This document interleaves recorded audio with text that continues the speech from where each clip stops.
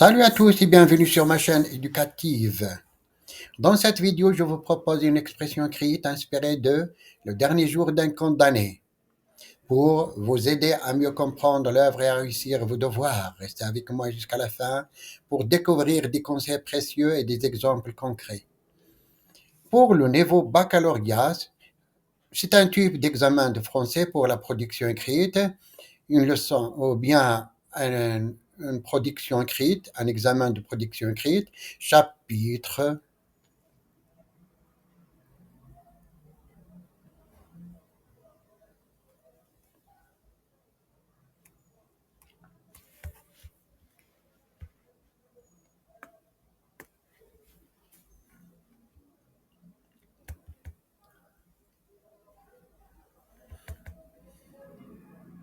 Salut à tous et bienvenue sur ma chaîne éducative.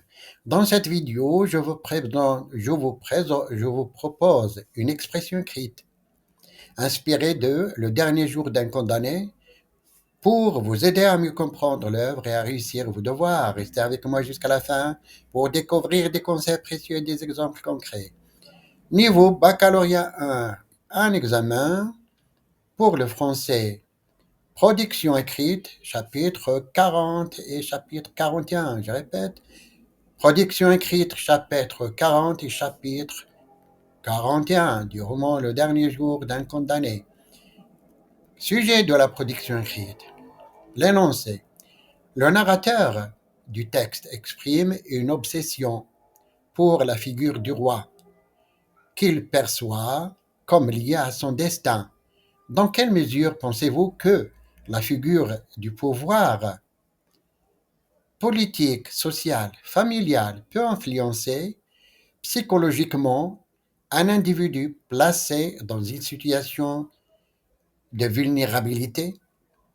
Je répète, le narrateur du texte exprime une obsession pour la figure du roi qu'elle perçoit comme liée à son destin.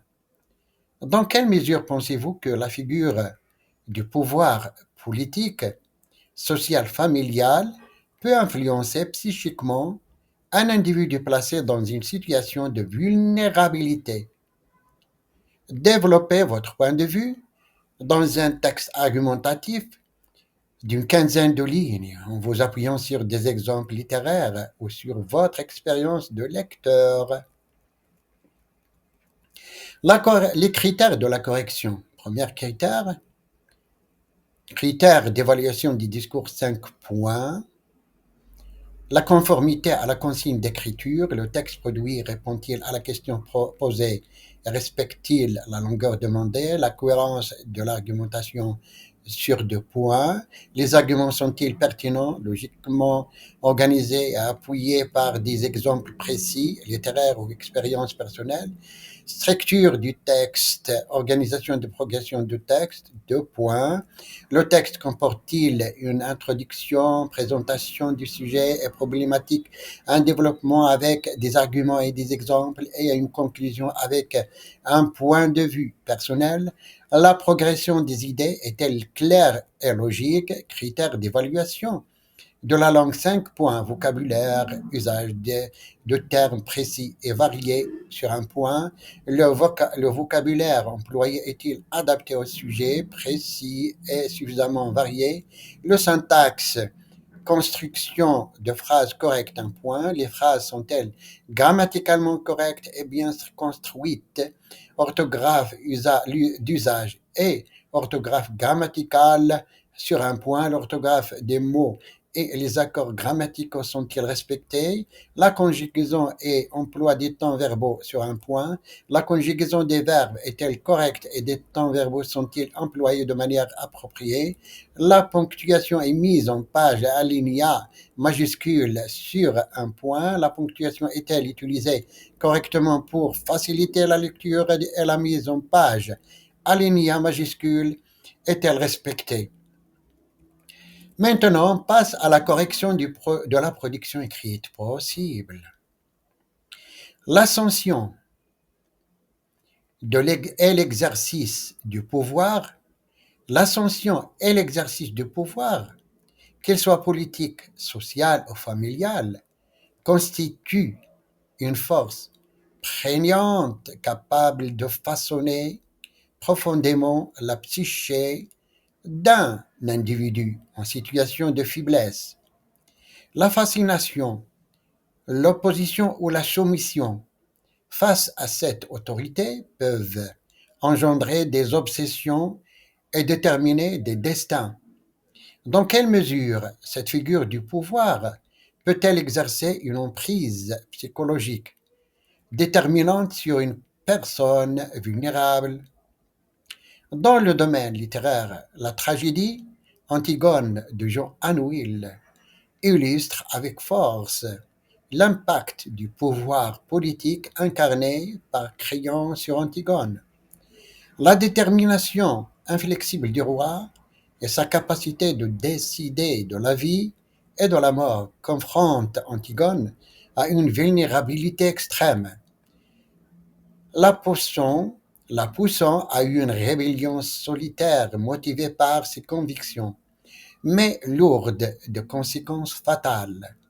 Cette confrontation met en lumière comment un pouvoir absolu peut psychologiquement acculer un individu à des choix radicaux. De même, dans la boîte à merveilles d'Ahmed Sfraoui, l'autorité du fiqh à l'école coranique, bien que moins politisée, représente une forme de pouvoir social qui influence le jeune narrateur et ses camarades en posant silence et dictant les règles. La soumission des élèves face à cette figure d'autorité montre l'antériorisation des rapports de pouvoir dès le jeune âge. Par ailleurs, Le dernier jour d'un condamné de Victor Hugo explore l'obsession du narrateur face au pouvoir judiciaire qui scelle son sort.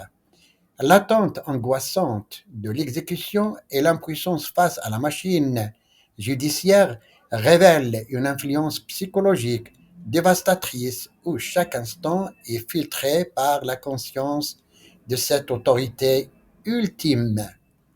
En tant que lecteur, ces exemples littéraires me persuadent de la profonde influence psychologique qu'exercent les figures